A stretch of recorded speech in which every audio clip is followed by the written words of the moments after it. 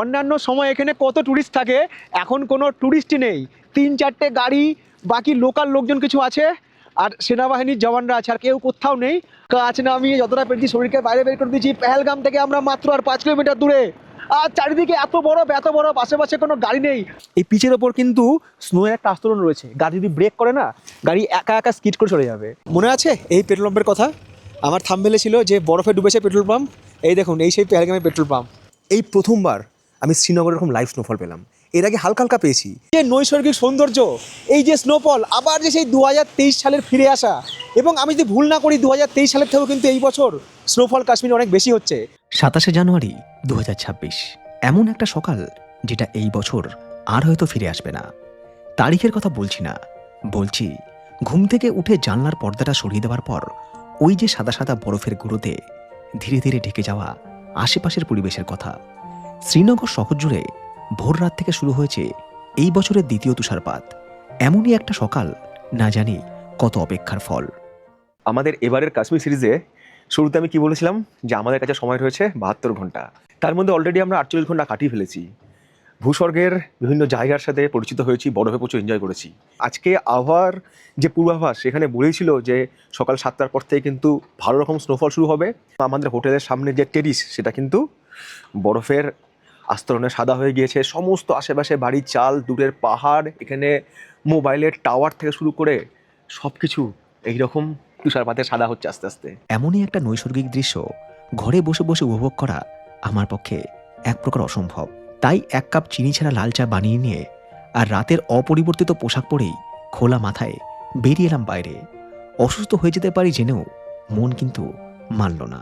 এবং গতকাল রাত 1টা থেকেই এখানে স্নোফল শুরু হয়েছে। ওয়েদার প্রেডিকশন মেনেই হালকা হালকা হচ্ছিল স্নোফল, বৃষ্টি। এবং আজকে সকাল 8টার পরে ঘুম থেকে ওঠার পর দেখলাম যে এখানে ভালো রকম স্নোফল হয়ে গিয়েছে। পেহেলগামে আরও অনেক স্নোফল হবে এবং মনের মধ্যে একটা আশঙ্কা রয়েছে যে আদৌ আমরা পেহেলগাম পৌঁছতে পারবো কি না। কিন্তু আজ এই প্রথমবার আমি শ্রীনগরে এরকম লাইভ স্নোফল পেলাম। এর আগে হালকা হালকা পেয়েছি, কিন্তু এই যে সারাক্ষণ ধরে একটানা স্নোফল, যার ফলে আমাদের হোটেলের যে সামনের লন, সেটা কিন্তু পুরোপুরি সাদা হয়ে গিয়েছে। যারা ট্যুরিস্ট রয়েছে তারা তাদের স্মার্টফোনে এই দৃশ্য ক্যামেরাবন্দি করছে, কিংবা অনেকে বাইরে চলে এসেছে শীতের পোশাক পরে। আর সেই সাথে দেখুন আমাদের হোটেলের সামনে যে গাড়িগুলো রয়েছে, সেই গাড়ির সামনে পুরো বরফ। গত বছর এই দৃশ্য কিন্তু আমি গুলমার্গে দেখেছিলাম। ওখানে যত বাড়ি রয়েছে, বাড়ির চাল টাল সব কিছু সাদা হয়ে গেছে। এমনকি যে মোবাইলের টাওয়ার রয়েছে, সেটার ওপরটা অলমোস্ট সাদা হয়ে গেছে। আর আমি এই সকালবেলা ঘুম থেকে উঠে বানিয়ে নিয়েছি আমার খুব পছন্দের 1 কাপ গরম গরম লাল চা, চিনি ছাড়া লাল চা। এবং এই গরম চায়ে চুমুক দিতে দিতে আপনাদের সবাইকে বলছি সুপ্রভাত। এবং আজ কিছু আলাদাই হবে। এই স্নোফলের সাক্ষী শুধু আমি কিংবা আমার ক্যামেরা নয়, সেই সঙ্গে পশ্চিমবঙ্গের আরও অনেক দর্শক যারা সেই দিন সেই মুহূর্তে ওই জায়গাতে উপস্থিত ছিলেন। আমরা এসেছি তারাপীঠ থেকে, আর আমরা কৌশিক দাকে ফলো করি। ওনারই ভিডিও দেখে নাম্বার নিয়ে আমরা এখানের পেয়েছি। হ্যাঁ, আরিফের সঙ্গে কন্ট্যাক্ট করেছি। মানে ওনাকে আমরা ফলো করি বলেই আজকে এই স্নোফলসটা পেয়েছি, যে আজকে স্নোফলস হবে, ওনার ব্লগ থেকেই আমরা জানতে পেরেছি। আর কি যে ভালো লাগছে দাদাকে এখানে পেয়ে হঠাৎ করে। আমি তন্ময় মুখার্জি, আমি তারাপীঠেরই বাসিন্দা। কৌশিকদা আমাদের পাশের জেলার লোক, মুর্শিদাবাদ, আমার শ্বশুরবাড়িও মুর্শিদাবাদে। তো কৌশিকদাকে ফলো করে আমরা ব্লগ দেখি ওখানে বাড়িতে, ইউটিউবে কৌশিকদা যে ব্লগগুলো করেন। তো আমরা সেই অনুযায়ী ফলো করে এসে আমরা প্রথম দিন তো দুর্দান্ত স্নোফলস পেয়েছি 23 তারিখে। আমরা তো ভেবেছিলাম বোধহয় গুলমার্গ পৌঁছাতে পারবো না, রাস্তায় এত স্নোফল এবং কোনো গাড়ি নেই। তো ওই আরিফদার যিনি ড্রাইভার ছিলেন, মুস্তাক ভাই, উনি আমাদেরকে ট্যাংমার্গ থেকে একটা গাড়ি করে দিয়েছিলেন। ওই গাড়ি নিয়ে গিয়ে আমাদেরকে হোটেলের কাছাকাছি পর্যন্ত পৌঁছে দেয়। তারপর আমরা ব্যাগপত্র নিয়ে বরফের মধ্যে দিয়ে ওখানে যাই। গুলমার্গে দুর্দান্ত অভিজ্ঞতা হয়েছে। কালকে সোনমার্গ গেছিলাম, সেখানেও খুব ভালো অভিজ্ঞতা। আর আজকে সকালবেলায় তো শ্রীনগরের স্নোফলস আপনাদেরকে কৌশিকদা দেখিয়েছেন। গতকাল রাত থেকে চলা অবিরাম তুষারপাতের ধারা একটু শিথিল হয়েছে, হালকা হালকা বৃষ্টি পড়ছে। আর সময় ঘড়ি বলছে সকাল 11:09। ব্রেকফাস্ট পর্ব শেষ করে এবারে বেরিয়ে পড়ার পালা হচ্ছে শ্রীনগর থেকে পেহেলগামের পথে। এবং ওয়েদার ফোরকাস্ট যা বলছে, আমরা কিন্তু শ্রীনগর পার করার পর যখন আমরা পেহেলগামের কাছাকাছি চলে আসবো, তখন কিন্তু আরও একবার দুর্দান্ত তুষারপাতের সাক্ষী হতে পারি। আর শ্রীনগর থেকে পেহেলগাম হচ্ছে 100 কিলোমিটার। আমরা 3 ঘন্টা ধরেই চলছি। আর সকালে এত স্নোফল হয়েছে, মানে রাত থেকে স্নোফল হচ্ছিল। শ্রীনগর শহরের আশেপাশে কিন্তু প্রচুর বরফ রয়েছে, যদিও রাস্তার বরফ খুব তাড়াতাড়ি মেল্ট হয়ে যায়, যেহেতু এখানে প্রচুর গাড়ি টাড়ি চলে। আর দোকানে, গাড়ির ছাদে যেগুলো ফিক্সড, যেগুলো চলে না কখনো, তার উপরে কিন্তু প্রচুর বরফের আস্তরণ পড়ে গিয়েছে। এবং যখন আমরা এই শ্রীনগর শহর ছেড়ে বাইরে বেরোবো না, একটু বাইরের দিকে যখন যাব, তখন দেখবেন যে চারিদিকে কত স্নো। তবে আকাশ কিন্তু মেঘলা, মাঝে মধ্যে টিপটিপ বৃষ্টি হচ্ছে এবং আবারও কিন্তু আজকে স্নোফলের চান্সেস রয়েছে শ্রীনগর শহরে। শ্রীনগর শহরের চৌহদ্দি পেরিয়ে আসার পর রাস্তার দুই পাশে বরফের পরিমাণ বাড়ল ঠিকই, সেই সাথে প্রায় অনিশ্চিত হয়ে পড়েছিল আমাদের পেহেলগাম যাওয়া। পেহেলগাম যাওয়া তো অনেক দূরের কথা। আমরা যখনই শ্রীনগর শহর ছেড়ে এই হাইওয়েতে উঠলাম, জম্মু শ্রীনগর হাইওয়েতে, তো এখানে যারা নিরাপত্তা রক্ষী রয়েছেন তারা আমাদের গাড়ি পুরো আটকে দিয়েছে। কারণ বলছে ভাই এত স্নোফল হয়েছে, রাস্তা পুরো বন্ধ, সব গাড়িকে আটকে দিচ্ছে। এবার কেউ হয়তো ওখানে থাকে, বলছে আমার তো খালি গাড়ি, কেউ বলছে আমার গাড়িতে চেন আছে, সব গাড়িকে সরিয়ে দিচ্ছে। গাড়ি ব্যাপার আমাদের বুকিং দেখালো, তো দেখানোর পরে আলটিমেট ছাড়লো। মানে যদি আজকে না যাওয়া হতো তাহলে আজকে পুরো কেস। গাড়ি আটকে দিচ্ছে, তার মানে বুঝছেন তো যে কীরকম স্নোফল হয়েছে। আজকে শুধু পেহেলগামই নয়, আজকে কিন্তু গুলমার্গের রাস্তাও বন্ধ, এত স্নোফল হয়েছে, মানে হেভি স্নোফল যাকে বলে। অন্যান্য সময় যখন এই জায়গাটা পুরো সবুজ থাকে, গ্রিন কাশ্মীর, এখন পুরো হচ্ছে বরফ। একটা ট্রেন গেলে দারুণ লাগবে দেখতে। কিন্তু প্ল্যানিং চলছে যে আগামীকাল খুব সকালে আমরা বেরিয়ে যাবো হচ্ছে এখান থেকে বানিহাল থেকে বন্দে ভারত ধরবো। বন্দে ভারতের টিকিট কাটা আছে এবং বন্দে ভারত ধরে আসবো হচ্ছে শ্রীনগর। মানে আমাদের এই পেহেলগামের ট্রিপে কিন্তু ট্রেন জার্নিও থাকবে। এটা দিয়ে আমাদের 72 ঘন্টা শেষ হবে, যার শুরু আজকে সকাল থেকে হয়ে গিয়েছে। তারপরে আমরা এয়ারপোর্ট পৌঁছে এয়ারপোর্ট থেকে ফ্লাইট ধরবো হচ্ছে কলকাতার। খুব চাইছি মন থেকে একটা ট্রেন জার্নি, বন্দে ভারতে করে জার্নি করবো, রেলপথের দুপাশে বরফ, এটা তো অন্য সময় পাবো না। তো এটা যদি দেখিয়ে দিতে পারি, আমার চোখ অন্তত সার্থক হবে। দর্শকদের কথা বলতে পারবো না, আমার চোখ সার্থক হবে। জম্মু শ্রীনগর হাইওয়েকে বাইপাস করে আমরা প্রবেশ করলাম পেহেলগাম যাওয়ার রাস্তায়। পেহেলগাম যদিও অনেকটাই দূরে, এই জায়গার নাম বিজবিয়ারা। এই পথে যেতে যেতে মনে পড়ছিল সেই 2021 সালের লকডাউনের কথা, যখন একটা অ্যাভেঞ্জার বাইক নিয়ে একাকী ঘুরে বেরিয়েছি এইসব রাস্তায়। অনেক সময়ের ব্যবধানে ওই সব ভিডিওগুলো আর হয়তো সার্চিংয়ে আসে না। জানি না আপনাদের ওই দিনগুলো মনে আছে কিনা, যারা 2021 সালের শুরু থেকে আমার দর্শক হিসাবে রয়েছেন। বিভিন্ন জায়গায় আমাকে আটকাচ্ছিল চেকপোস্টে, কী আবার আপনি ঘুরছেন এরকম কোভিডের টাইমে। তখন হসপিটালে চাকরি করতাম, RT-PCR রিপোর্ট সঙ্গে সঙ্গে করে নিতাম, কোনো অসুবিধা হতো না। দেখাতাম দেখুন রিপোর্ট, গভর্নমেন্ট তো গাইডলাইন রয়েছে, হ্যাঁ আমি RT-PCR টেস্ট করে আসতে পারবেন। ট্রেন তো তখন খুবই কম চলতো, ট্রেন তো বেশি চলতোই না, ফ্লাইটেও আটকাতো, রেলওয়ে স্টেশনেও আটকাতো, বিভিন্ন হোটেলে এন্ট্রি করতে গেলে RT-PCR রিপোর্ট দেখাতে হতো। তো আমি তো একাই অ্যাভেঞ্জার নিয়ে ঘুরেছিলাম, সে একদিন ছিল। অ্যাকচুয়াল কাশ্মীরের সাথে আমার কানেকশানটা না এই জন্যই, কারণ এই কাশ্মীর ব্লগটাই না মানে আমাকে মার্কেটে হিট করেছিল। কোনো একটা ব্লগ থেকে তো একজনের পরিচিতি হয়। আমার কিন্তু পরিচিতি, ট্রাভেল উইথ কৌশিকের পরিচিতি কিন্তু কাশ্মীর ভিডিও থেকে হয়েছিল। সেই সময় মানুষ লকডাউনে ঘরে বন্দি, তখন তারা কী করবে, কিন্তু সেই লকডাউনের সময় বাড়ি থেকে বেরোতে পারছে না, একই খবর দেখে মানুষের বিরক্তি ধরে গেছে, একই খবর একই সব কিছু। যখন এই কাশ্মীরের ব্লগ চলে এলো, গৃহবন্দী মানুষ দেখলো কাশ্মীর কীরকম লাগছে, তখন আলাদাই কিছু একটা মানুষের মানে মন ভরে গিয়েছিল। যে স্ট্রাগলটা আমি করেছি সেই স্ট্রাগলটা হয়তো খুব কম মানুষই করেছে, খুব কম ব্লগারই করেছে। স্ট্রাগল সবার জন্য কম বেশি আছে, বাট আমারটা মনে একটু বেশি ছিল। স্ট্রাগল ছাড়াও আরও দুটো জিনিসের ক্রাইসিস ছিল, সময় আর অর্থ। নিজের বেতনের অর্থ খরচ করে ট্রিপ করা, ইউটিউব ব্লগ বানানো, যা থেকে হয়তো খরচও উঠে আসতো না সেই সব দিনগুলোতে। এই নিয়ে গৃহযুদ্ধ কিংবা বাকবিতণ্ডা, এও ছিল বড় এক সমস্যা। সেদিন ফেসবুক নামক সংস্থা কোনো পেমেন্ট করতো না বলেই হয়তো একজন ব্যক্তি সারাদিনে কী করলো তার ব্যক্তিগত সত্তা সমাজ মাধ্যমে ক্যামেরার সামনে শত খারাপ কথা শুনেও নির্লজ্জের মতো নিলাম করতো না। ঠিক 5 বছর পরে এসে আমার সময় হয়তো অনেক পাল্টে গিয়েছে, কিন্তু যারা মনে করে যে কৌশিক হারিয়ে গিয়েছে তাদের জন্য বলি, কৌশিক আবারও ফিরে এসেছে তার নতুন প্রজেক্ট নিয়ে, যার নাম কৌশিক অন ট্র্যাক। আবারও শুরু হবে রাত জাগা ট্রেন জার্নি, চোখের নিচে কালি নিয়ে।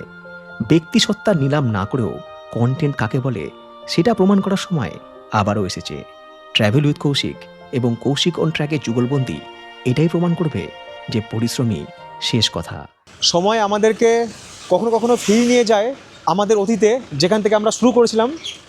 আপনাদের মনে আছে কিনা জানি না, কিন্তু আমার মনে আছে, বা আমার যারা দর্শক, যারা আমার প্রত্যেকটা ভিডিও ভালো করে ফলো করেন তাদের মনে আছে, এই হচ্ছে সেই জায়গা। শ্রীনগর থেকে পেহেলগাম যাওয়ার পথে 2023 সালে যখন আমি শ্রীনগর এয়ারপোর্টে নেমে পেহেলগাম গিয়েছিলাম, তো এখানে দাঁড়িয়ে এক কাপ কফি খেয়েছিলাম, কফি খেতে সব কিছু দেখাচ্ছিলাম, আর তখন আমার জ্যাকেটটা অন্য কালার ছিল। তো আজ 3 বছর পর সময় আবারও এই জায়গায় নিয়ে এসছে আমাকে পেহেলগাম যাওয়ার পথে, এবং এখানে দাঁড়িয়ে আজও হয়তো এক কাপ কফি খাবো, কিন্তু কফি খাওয়ার আগে এই যে নৈসর্গিক সৌন্দর্য, এই যে স্নোফল, আবার যে সেই 2023 সালের ফিরে আসা, এবং আমি যদি ভুল না করি 2023 সালের থেকেও কিন্তু এই বছর স্নোফল কাশ্মীরে অনেক বেশি হচ্ছে।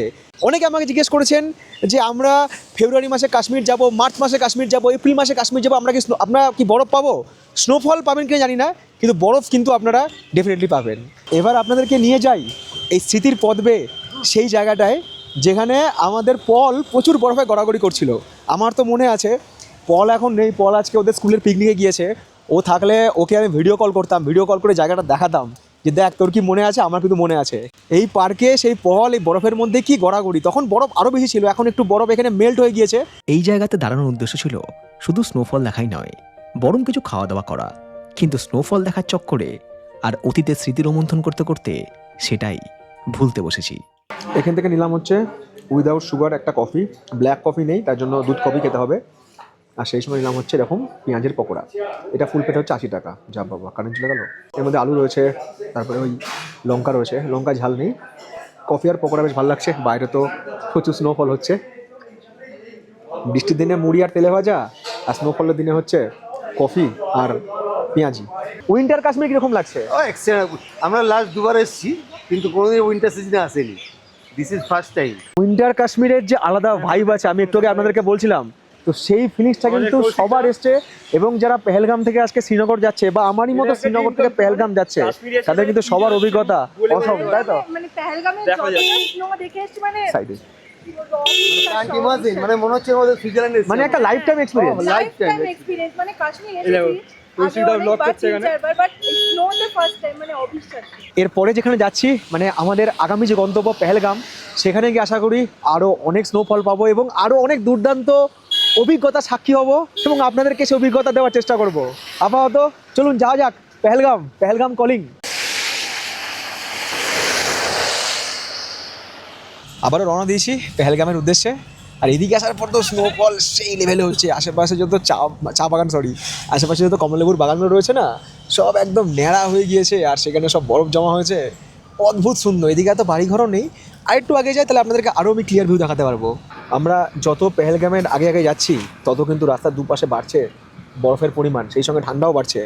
এবং এখন হয়তো এখানে টেম্পারেচার -2 অথবা -3 বা তার কমও কিছু হতে পারে। সামনে লেখা রয়েছে ওয়েলকাম টু পেহেলগাম। পেহেলগাম এখনও 16 কিলোমিটার, চন্দনওয়াড়ি 28, আরও 30। যদিও পেহেলগাম পৌঁছাতে তখনও ঢের দেরি, তবে রাস্তাঘাট আগে থেকেই তার চরিত্র পরিবর্তন করতে শুরু করেছে। এইদিকে যাত্রীবাহী গাড়ির দেখা প্রায় নেই বললেই চলে। আরও কিছুটা পথ যাওয়ার পর দেখলাম বেশ কিছু গাড়ি ঝোটলা। কোনো গাড়ি দাঁড়িয়ে আছে, কোনো গাড়ি আবার ফিরে আসছে। কারণ অনুসন্ধান করতে গিয়ে যা বুঝলাম, আগে প্রচুর জ্যাম, গাড়ির মাথায় এরকম বরফ। কাশ আমার গাড়িতে এরকম বরফ থাকতো। গাড়ির সামনের নাম্বার প্লেটও বরফ ঢেকে গেছে। এটা ইউপির গাড়ি, নাম্বার প্লেট, লাইট সব কিছু বরফে ঢাকা, শুধু ওয়াইপারটাই সামনের উইন্ডস্ক্রিনটাকে ক্লিয়ার রেখেছে। সামনে লাইন রয়েছে, কারণ সামনে বোধহয় গাড়ির চাকার চেন চেক করছে বা চেন আছে কিনা জিজ্ঞেস করছে, তাই জন্য সামনে লাইন রয়েছে। এখান থেকে প্রচুর গাড়িকে ঘুরিয়ে দিচ্ছে যাদের কাছে চেন নেই, কারণ আগে রাস্তা যেহেতু মানে প্রচুর বরফ রয়েছে, রাস্তা কোথাও কোথাও হয়তো ক্লোজ রয়েছে, এরকম মানে ক্লোজ রয়েছে মানে গাড়ি হয়তো যাবে না চেন ছাড়া, তার জন্য কিন্তু এখানে চেন চেক করা হচ্ছে। চেন থাকলে তবে কিন্তু ছাড়ছে। আর চারদিকটা আপনারা দেখে তো বুঝতেই পারছেন। দেখলে আমার ভাই, হ্যাঁ চলো আগে। مچ چین মানে সব রোড সাফ এমকিন লাইজেনি মিকিন। কোথায় রোড ক্লিয়ার, কোথায় রোড ক্লিয়ার নেই কেউ বলতে পারছে না। অনেক ট্যুরিস্ট এসছে যাদের সাথে চেন নেই, তাদেরকে এখান থেকে ব্যাক করে দিচ্ছে। পাশ দিয়ে যে গাড়িগুলো বেরিয়ে যাচ্ছে সেগুলোর অবস্থা বিশাল শোচনীয়। আগে আরও স্নোফল হচ্ছে, আরও।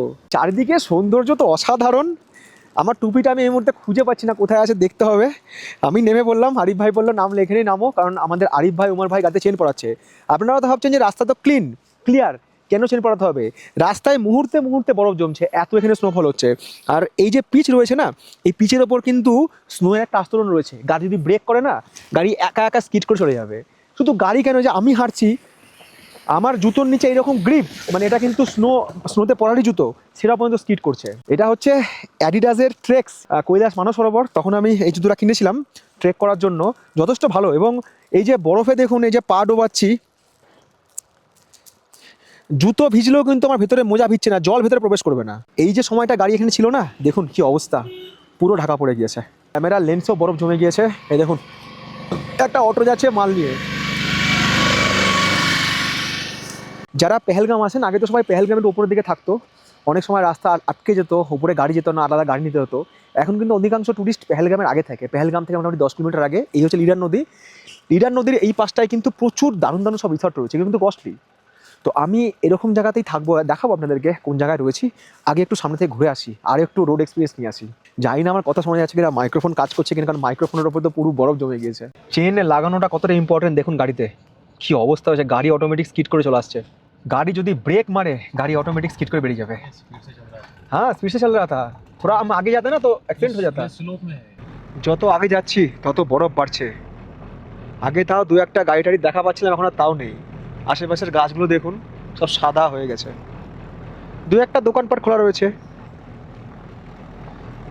এই হচ্ছে আসল পেহেলগাম, যেখানে যেসব গাড়ি দাঁড়িয়ে ছিল তাদের উপরে প্রচুর বরফ এখন। যে পেহেলগামের ছবি আমরা এতকাল দেখেছি, এই পেহেলগাম সব থেকে আলাদা। এই গেল, এই গেল, ঢুকে দিল।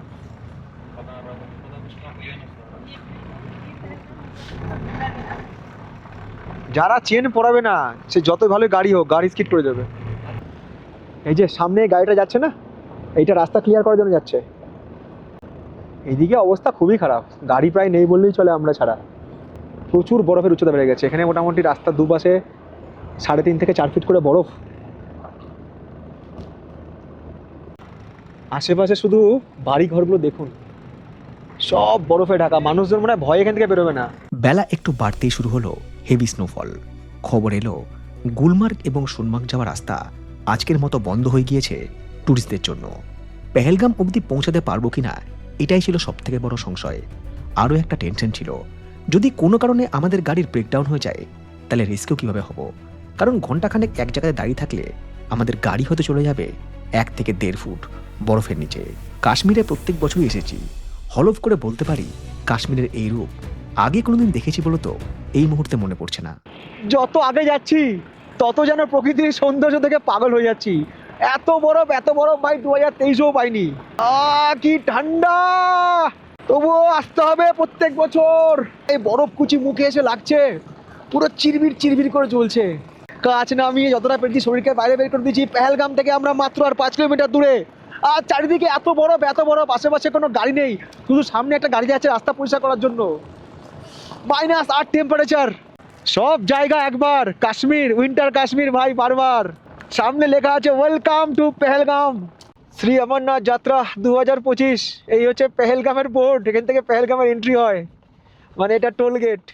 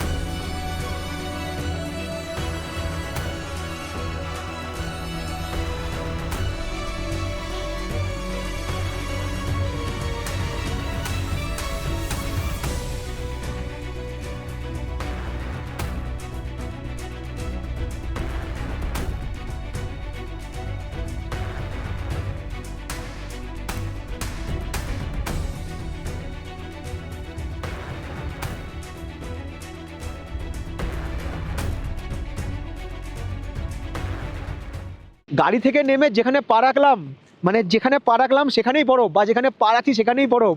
এটা হচ্ছে পেহেলগাম। পেহেলগামের এটা হচ্ছে সেলফি পয়েন্ট। অন্যান্য সময় এখানে কত ট্যুরিস্ট থাকে, এখন কোনো ট্যুরিস্টই নেই। 3-4টে গাড়ি, বাকি লোকাল লোকজন কিছু আছে, আর সেনাবাহিনীর জওয়ানরা আছে, আর কেউ কোথাও নেই।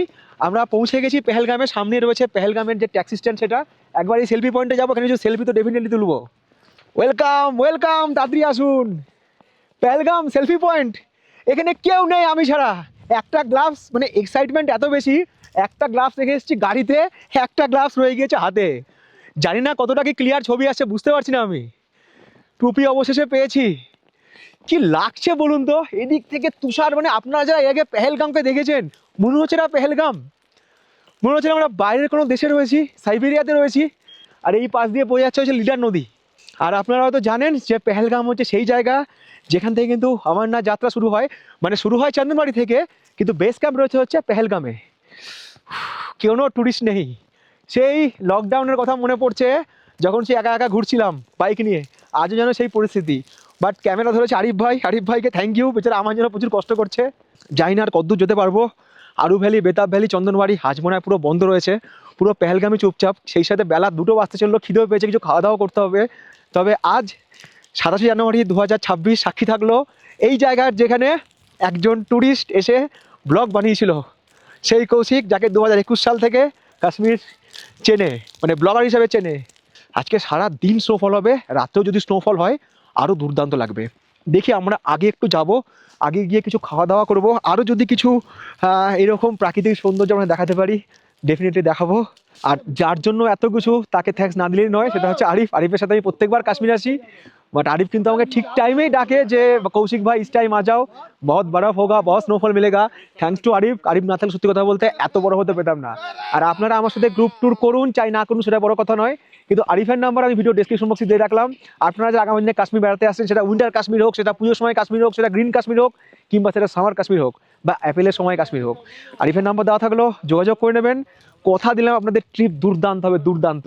আরিফের এজেন্সির নাম হচ্ছে Kashmir summer travels, FT travel with Koushik. যেখানে গাড়ি দাঁড়িয়েছিল সেটুকু শুধু বরফ জমেনি, বাকি পুরো রাস্তায় বরফ আর বরফ। চারিদিকে এরকম স্নোফল, এত বরফ চারিদিকে, লোকজন বিশেষ কোথাও নেই। এখানে ফ্রেশ কেক খাচ্ছি শ্রীনগরের। আমার হাতগুলো আর কাজ করছে না, মানে আঙুলগুলো। কেক খাওয়া পর্ব শেষ করে আবারও পথ চলা শুরু। গন্তব্য খুব কাছেই, পেহেলগামের ট্যাক্সি স্ট্যান্ড। মনে মনে পরিকল্পনা ছিল, যদি রাস্তা খোলা থাকে তাহলে অন্তত বেতাব ভ্যালিটা একবার ঘুরে আসবো, আর মেপে আসবো বরফের পরিমাণ। আমরা পৌঁছে গেছি পেহেলগামে, আর এখানে দাঁড়ানোর কারণটা আমাদের দেখাই। আমার থাম্বনেলে ছিল যে বরফে ডুবেছে পেট্রোল পাম্প, এই দেখুন এই সেই পেহেলগামের পেট্রোল পাম্প, আমার সেই ভাইরাল ভিডিওর সাক্ষী। আজও বরফে ডুবেছে। আর পেহেলগামে যে সমস্ত হোটেলগুলো রয়েছে রাস্তার আশেপাশে, সেগুলো শুধু অবস্থা একবার দেখুন। সময় বিকাল 3:30, লাঞ্চের টাইম অনেকক্ষণ আগে পেরিয়ে গিয়েছে। ভেবেছিলাম যে পেহেলগাম পৌঁছে এখানে লাঞ্চ করবো, কিন্তু পেহেলগামের এখন যা অবস্থা, তাতে সমস্ত খাবার দাবার দোকান বন্ধ। এমনি থাকার হোটেল খোলা রয়েছে, খাবার দাবার দোকান হোটেল বন্ধ। পেহেলগাম স্ট্যান্ড, ছোটোখাটো সমস্ত দোকান এই মুহূর্তে বন্ধ, মানে স্নোফলের জন্য। যে পথ ধরে এসেছিলাম, এবার সেই পথ ধরেই ফিরে যাওয়ার পালা। কারণ আমার হোটেল পেহেলগাম ট্যাক্সি স্ট্যান্ড থেকে প্রায় 10 কিলোমিটার পেছনে। পেহেলগাম আসার কারণ ছিল 27 জানুয়ারির পরিস্থিতির সাথে নিজে পরিচিত হওয়া বা আপনাদের পরিচয় করানো। ফেরার পথেও দেখি স্নোফল একইভাবে কন্টিনিউ হয়ে চলেছে। লিডার নদীর ওই পাশের ঘরবাড়ি কিংবা হোটেলগুলো বরফে ঢাকা পড়ে কোনো মতে নিজেদের অস্তিত্বে জানান দিচ্ছে। দূরের ওই পাহাড় এবং তাতে জন্মানো পাইন গাছের সারি পুরোটাই বরফের চাদরে ঢেকে গিয়েছে। পেহেলগাম শ্রীনগর যে মেন রোড, সেই মেন রোডটা থেকে একটা রাস্তা ঢুকছে হচ্ছে বাঁ দিকে। তো সেই রাস্তা আমরা ধরলাম, ওই রয়েছে লিডার নদী, এইদিকে আমাদের হোটেল। এবার আমাদের যে হোটেল, সেই রাস্তাটা শুধু দেখুন। লিডার নদী পার করে এসে এবারে গন্তব্য আমাদের আজকে রাতের আশ্রয়ে সেই হোটেলের সন্ধান করা। কিন্তু সেই সন্ধান আদৌ কি সহজ ছিল? ফিরবো সেই গল্প নিয়ে কাশ্মীরে আমার কাটানো শেষ 12 ঘন্টার টান টান উত্তেজনার সাথে। সেই সঙ্গে থাকবে আরও কিছু। আজ এই পর্যন্তই।